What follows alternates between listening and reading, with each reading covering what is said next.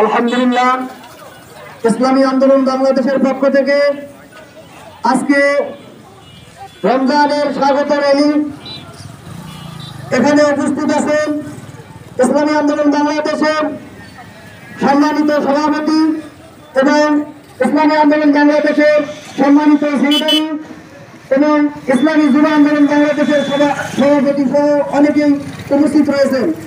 আসলে আমাদের কিছু শিক্ষণীয় বিষয় আছে যে রমজান মাস উপলক্ষে আমাদের এলাকায় যদি আমরা সচেতন না থাকি, আমরা যদি সচেতন না হই, তাহলে আমরা সকলেই গুনাহগার হয়ে যাব। আমরা যদি মারুফ নাহি মুনকারের যদি আমল করতে না পারি, তাহলে আমরা সকলেই গুনাহগার হয়ে যাব।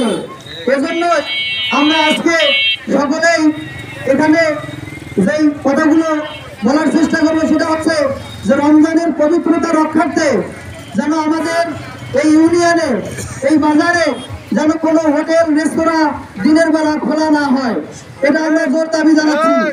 পাশাপাশি বিভিন্ন ধরনের অশ্লীলতা বেহায়াপনার কাজ যেন আমাদের এই এলাকায় যেন সংগঠিত না হয়, এই দিক থেকে আমরা সকলেই লক্ষ্য রাখবো এবং রমজান মাসে যেন আমরা আল্লাহ তাআলার নৈকট্য হাসিল করতে পারি, গুনাহ মাফ করতে পারি এবং আমরা পরস্পর জোর মিল মহব্বত ভালোবাসা হয়ে একত্রিত হয়ে আমরা রমজানের যে ফরজ বিধান 30টা রোজা যেন সঠিকভাবে সুস্থতার সাথে রাখতে পারি এবং গুনাহ থেকে বেঁচে থাকতে পারি, এই বলে আমার সংক্ষিপ্ত বক্তব্য শেষ করতেছি।